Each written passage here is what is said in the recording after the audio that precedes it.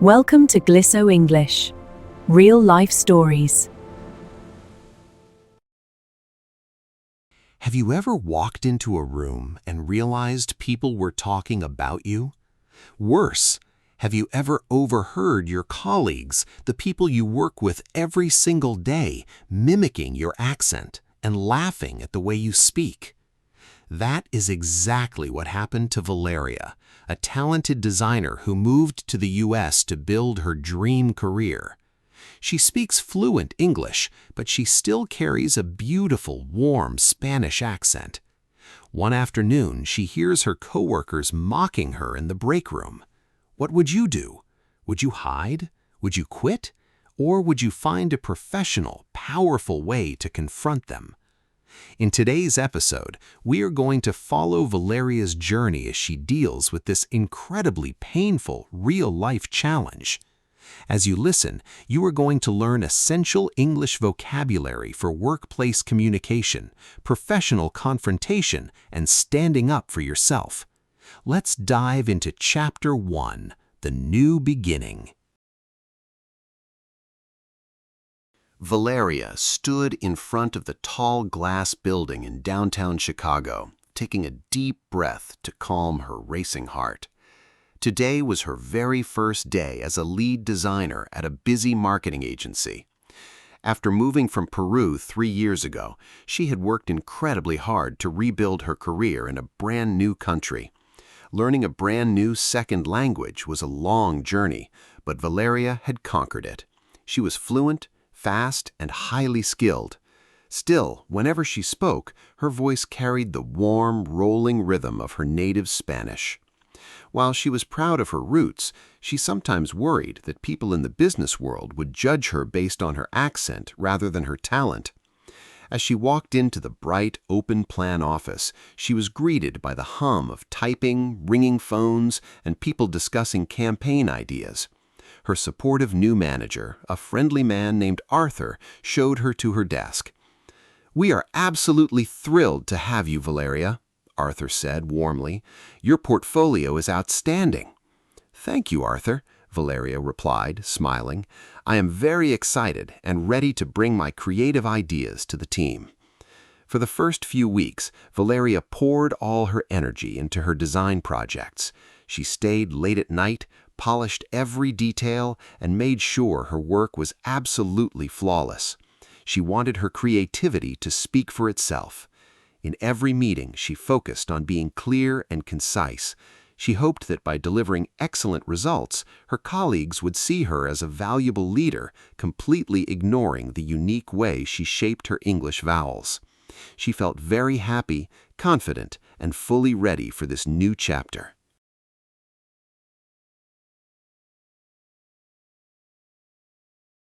It was a rainy Tuesday afternoon, and Valeria's energy was dipping after hours of intense designing.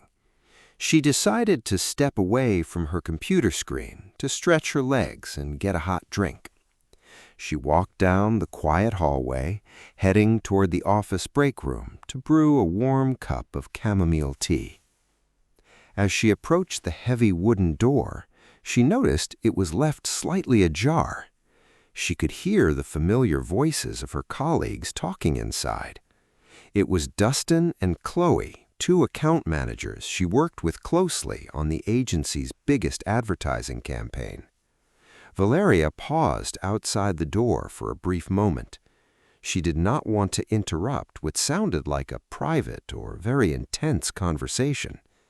She hesitated, wondering if she should just walk back to her desk and try again later.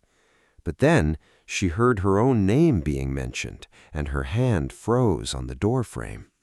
The tone of their voices changed, turning into hushed whispers and light giggles. Valeria stood perfectly still in the quiet hallway, her heart suddenly beating a little faster. She listened closely, realizing they were not discussing the project at all.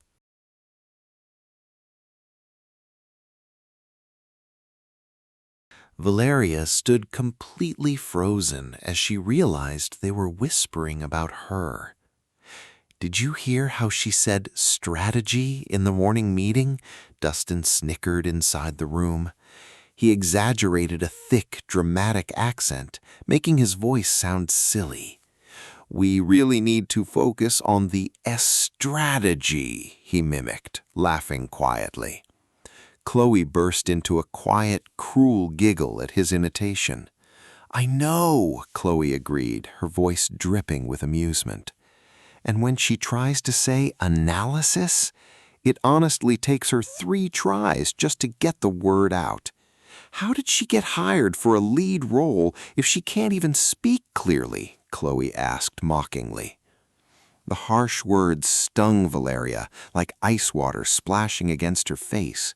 Her heart raced rapidly, her cheeks flushed with hot embarrassment, and her hands began to shake. She slowly stepped back down the carpeted hallway, her appetite for tea completely gone. She felt incredibly small, hurt, and deeply humiliated by the people she trusted.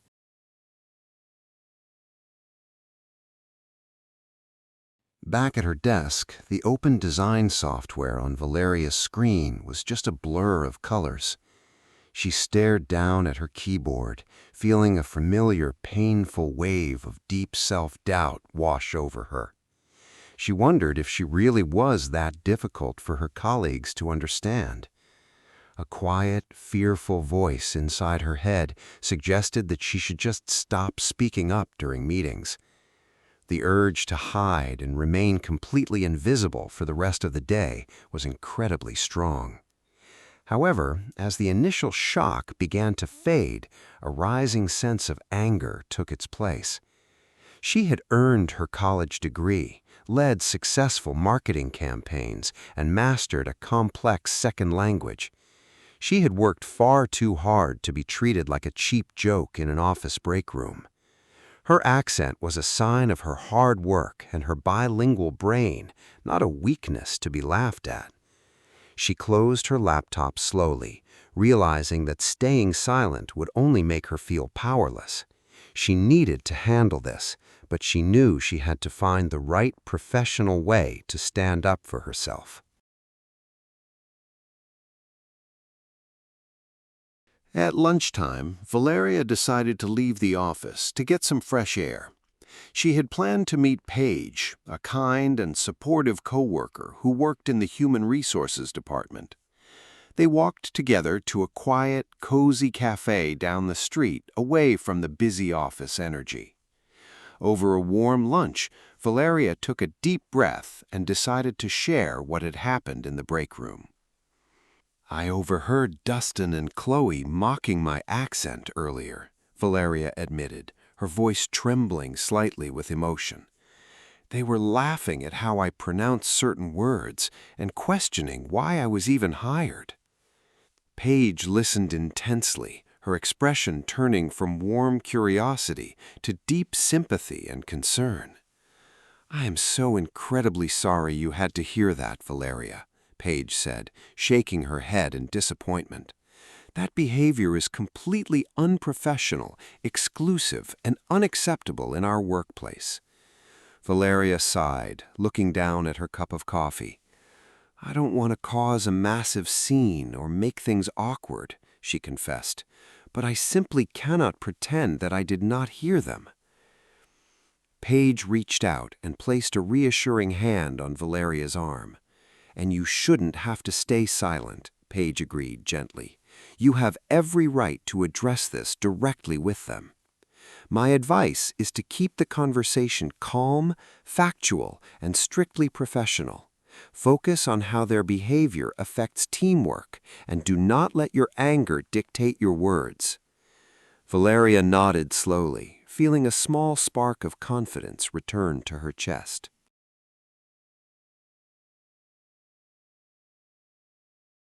That evening, Valeria sat at her kitchen table with a warm cup of tea and a blank notebook.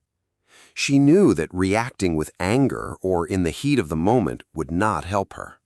She needed to be calm, clear, and extremely professional when she spoke to them. If I get too emotional, they might dismiss my feelings as drama, she thought to herself. So Valeria decided to write down exactly what she wanted to say to Dustin and Chloe. She focused on practicing strong, assertive English phrases that would set clear boundaries. She opened her notebook and carefully wrote down her first key sentence. I want to address a conversation I overheard in the break room on Tuesday. She repeated the sentence out loud, focusing on her pronunciation and steady breathing. Next, she wrote down how their actions impacted her, keeping the focus strictly on workplace standards. Mimicking my accent and questioning my qualifications is disrespectful and highly unprofessional. Finally, she wrote down her clear expectation for their future working relationship. We need to collaborate effectively on our projects, and that requires mutual respect. Valeria practiced reading the sentences out loud until the words felt natural and strong in her mouth. She was no longer afraid of her accent. She was proud of her voice and fully prepared to use it.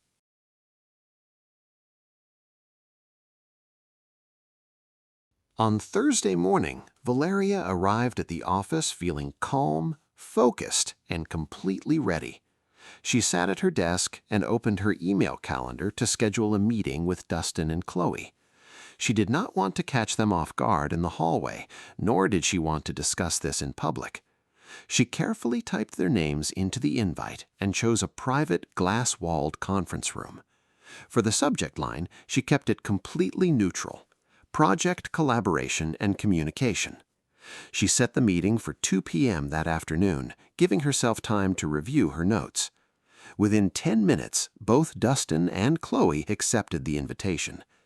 Valeria noticed they replied quickly, likely assuming the meeting was about their upcoming client presentation. As the hours ticked by, Valeria stayed focused on her daily design tasks, refusing to let anxiety take over. When the clock finally struck 1:45 p.m., she stood up, grabbed her notebook, and walked toward the conference room. She sat down at the large table, took a deep breath, and waited for them to arrive. She knew this conversation would be difficult, but she was fully prepared to stand her ground.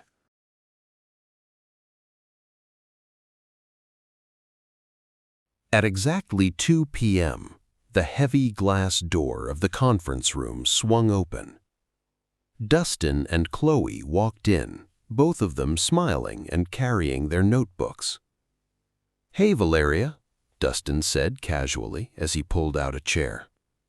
"Are we going over the new campaign slides today?" Valeria did not smile back, but her expression remained calm and completely composed. She waited for both of them to sit down, and then she quietly closed the door to ensure total privacy. She did not open her laptop, nor did she hand out any project notes. She looked directly at both of whom she had trusted as colleagues. "Thank you both for coming," Valeria began, her voice steady, clear, and controlled. "I actually did not call this meeting to talk about our clients or the upcoming presentation. I asked to meet because of something that happened on Tuesday afternoon." Dustin and Chloe looked at each other, their smiles starting to fade into confusion. "I was standing outside the break room and I overheard the two of you," Valeria said directly. "I heard you mimicking my accent, laughing at my pronunciation, and questioning my qualifications for this job." The entire room went completely silent, the air instantly becoming thick and heavy. Dustin's face turned bright red, and Chloe suddenly stared down at the table, unable to meet Valeria's eyes.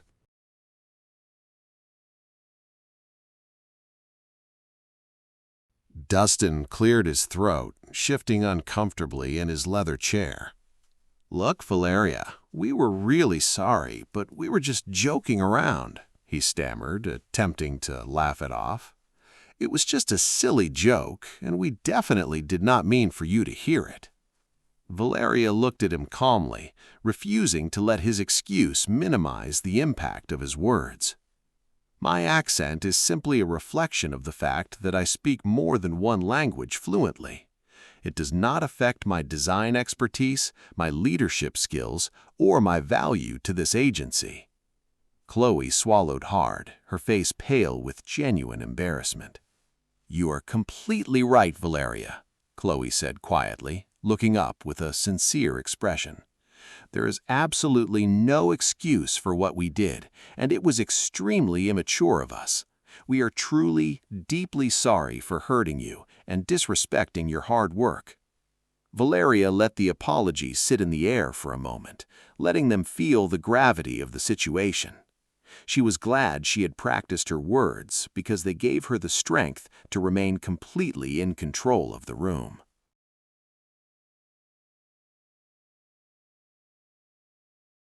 Valeria accepted their apology with a firm, professional nod. "Thank you, Chloe, and thank you, Dustin," Valeria said, her voice remaining steady and calm. "I appreciate your apologies, and I am ready to move forward with mutual respect. I expect that from now on, we will focus entirely on our work and support one another as a team." Dustin and Chloe nodded in agreement, both of them looking relieved yet deeply humbled. "Absolutely, Valeria," Dustin said quietly. "We will do better, and we appreciate you talking to us directly." With the boundary clearly set, Valeria gathered her notebook and stood up from the conference table. As she opened the glass door and stepped back into the main office, she felt a massive weight lift off her shoulders. She had not raised her voice, she had not cried, and she had not let their unkind words diminish her worth. She had stood up for herself beautifully and professionally in a second language she had worked so hard to master. Her accent was not a barrier to her success or her power. It was a beautiful testament to her intelligence, her courage, and her incredible journey. Valeria's story reminds us that speaking with an accent is a sign of bravery. It means you speak more than one language and you had the courage to step outside of your comfort zone. Never let anyone make you feel small because of the way you shape your words. Your voice is powerful, your journey is beautiful, and your accent is a strength. And that is the end of Valeria's story. I love how she stood her ground and used professional, clear English to handle a very difficult situation. You can find all the vocabulary of the story down below in the description box. Also, let me know, have you ever had to deal with a situation like this? If you enjoyed this story and want to keep improving your English with real-life situations, make sure to hit that like button, subscribe to the channel, and turn on notifications. Thank you so much for watching, and I will see you in our next story. Goodbye.